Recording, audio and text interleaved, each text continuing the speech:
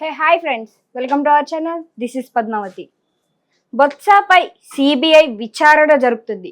ఎందుకని విచారణ ఉన్నట్టుండి వేశారు, దానికి గల కారణాలు ఏంటి? ఇప్పుడు మనం పూర్తి వివరాల్లోకి వెళ్ళి తెలుసుకునే ప్రయత్నం అయితే చేద్దాం.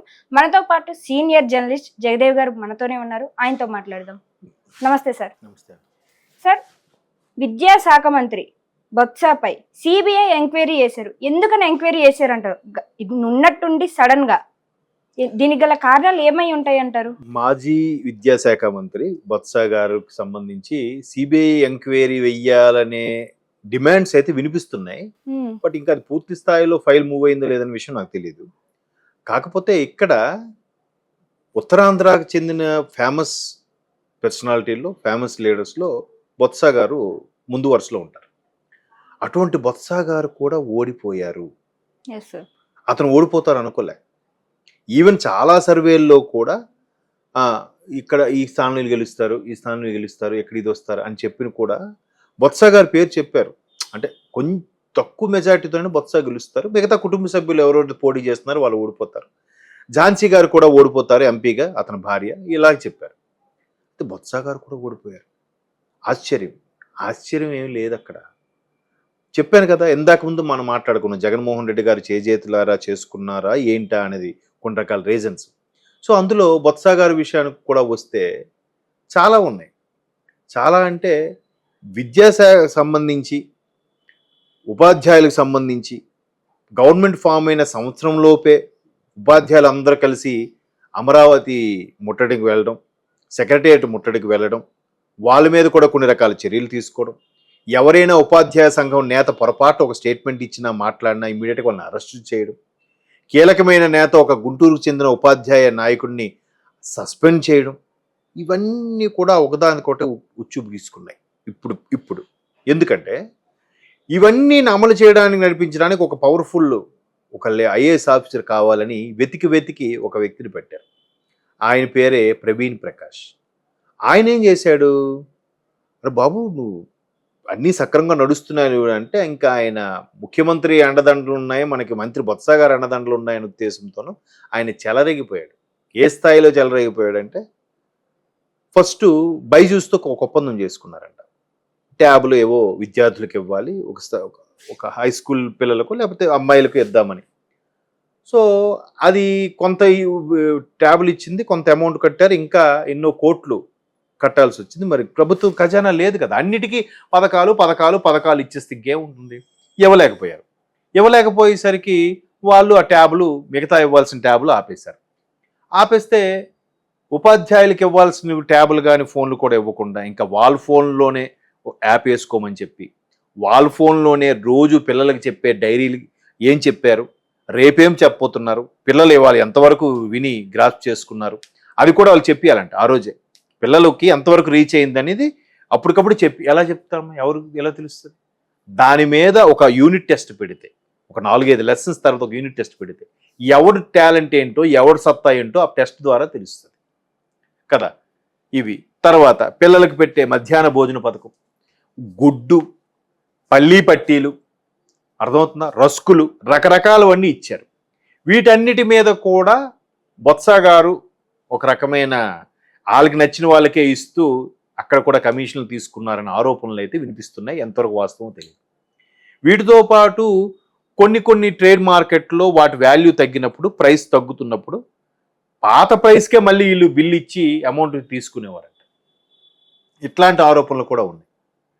అదీ కాక ఇంటికి వెళ్ళాక మీరు టీచర్స్ అందరూ ఒక డైరీ మెయింటైన్ చేయాలి, అది ఎప్పుడు మేము వచ్చి సడన్గా విజిట్ వస్తే మేము చూపించాలి. తర్వాత థంబ్ ఇంప్రెషను, ఐరిష్ 2 టైంకి వచ్చి వేయాలి. వేయని పక్షంలో వాళ్ళకి ఆబ్సెంట్, శాలరీ హోల్డ్ చేయడాలు. దానికి తోడు గత ప్రభుత్వంలో, వైసీపీ ప్రభుత్వంలో ఎప్పుడు 1వ తేదీ శాలరీ పడిన దాఖలాలు, 7వ తేదీ, 12వ తేదీ, 18వ తేదీ, ఈవెన్ రిటైర్ అయిన పెన్షనర్స్ కూడా. అయితే ఈ ప్రవీణ్ ప్రకాష్ గారు అనేవారు ఏదో ప్రభుత్వం అవకాశం ఇచ్చింది కదా అని దాన్ని పావలా ఇస్తామంటే 5 రూపాయలు యాక్షన్ చేశారనే విమర్శలు కూడా ఉన్నాయి. అంటే పావలా ఇస్తే పావలాదో 10 రూపాయలు యాక్షనో చేయాలి, ఈయన 5 రూపాయలు యాక్షన్ చేశారంట. ప్రతి ఒక్క ఉపాధ్యాయుడు తిట్టుకోవడమే, ప్రతి ఒక్కరు కూడా నిందించడమే. ఏంటి ఇట్లా ఎంత టార్చర్ పెడుతున్నారు? గతంలో చాలా ప్రభుత్వాలు వచ్చాయి, చాలా చూసాయి. ఎందుకు అంటే టీచర్స్ వచ్చిన మొదట్లో 1 ఇయర్లోనే ఎప్పుడైతే ముట్టడించారో ఇంకా వీళ్ళు లేకుండా వీళ్ళు తప్పించాలి, వీళ్ళ సంగతి చూద్దాం అనే కసి పెరిగిపోయిందంట ప్రభుత్వానికి ఉద్యోగస్తుల మీద, ఎస్పెషల్లీ టీచర్స్ మీద. వీళ్ళు లేకుండానే ఎన్నికలకు వెళ్దామని కూడా ఒక ప్రయత్నం చేశారు వాలంటీర్ల ద్వారా, సచివాలయ ఉద్యోగుల ద్వారా. దానికి ఎన్నికల కమిషన్ ఒప్పుకోలేదు. ఎందుకంటే ఎప్పుడు నుంచి కూడా ఉపాధ్యాయులే ఎన్నికలకు నిర్వహించేవారు కానీ వేరే డిపార్ట్మెంట్ వాళ్ళు నిర్వహించే పరిస్థితిలో లేదు. సో అట్లా చేద్దామని కూడా చూశారు. ఇంకా ఒకటి కాదు, చాలా రకాల ఇబ్బందులు పెట్టారు. ఇప్పుడు ఇంత జరిగినాక కూడా జగన్మోహన్ రెడ్డి గారు మళ్ళీ సేమ్ మేనిఫెస్టో అని చెప్పారు కానీ, అరే ఉద్యోగులకి ఎంత ఇబ్బంది పెట్టాం, ఉద్యోగులకి ఈసారి వస్తే సానుకూలంగా స్పందిస్తాను ఒక స్టేట్మెంట్ ఇచ్చాడా? ఇవ్వలే. ఒక్క జాబ్ మేళా లేదు, ఒక జాబ్ క్యాలెండర్ లేదు కాబట్టి నిరుద్యోగుల కోసం జాబులు తీస్తామని ఒక స్టేట్మెంట్ ఇచ్చారా? ఇవ్వలే. అభివృద్ధి లేదు, కుంటుపడుతుంది, ఈసారి అభివృద్ధి ఎలా ఉంటుందో మీరు చూస్తారు, ఎన్ని కంపెనీలు వస్తాయని చెప్పి ఒక స్టేట్మెంట్ ఇచ్చారా? ఇవ్వలే. అంటే కేవలం మా పథకాలు చాలు గెలిచేస్తాం అనుకున్నారో ఏంటో, ఒక మాయ కమ్మేసిందో ఏంటో మరి వాళ్ళకి, అట్లా మాట్లాడారు. సో ఇక్కడ కూడా విద్యాశాఖలో అయితే చాలా, ఇప్పుడు 2వ తరగతి వరకే స్కూల్ అంట, ఎలిమెంటరీ స్కూల్ అంట, 3 నుంచి 10 వరకు హై స్కూల్ అంట. మళ్ళీ నాడు నేడు అని చెప్పి ఎలిమెంటరీ స్కూల్ ఎందుకు బాగు చేయాలి? ఎందుకు అన్ని కోట్లు ఖర్చు పెట్టి మాడిఫై చేసి పెయింట్లు వేసి అన్ని చేయాలి?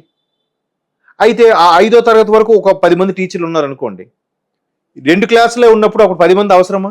2 చాలు. మిగతా 8 మంది ఏం చేయాలి? ఈ మిగతా 8 మంది టీచర్లని కావాలని కక్షగట్టినట్టుగా డెప్యుటేషన్ మీద ఈ ఊరికి ఒక నెల రోజులు, ఆ ఊరికి ఒక నెల రోజులు, ఇద్దరిని అక్కడ ఇద్దరిని ఇక్కడ ఇలా తిప్పుతూ వచ్చేవారట. మరి ముందు తెలియదా?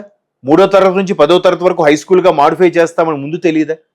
తెలిస్తే నాడు నేడు స్కూల్స్కి ఎందుకు తగలబెట్టారు? మరి దాంట్లో మళ్ళీ ఎంత ఉంది విద్యాశాఖకి సంబంధించి?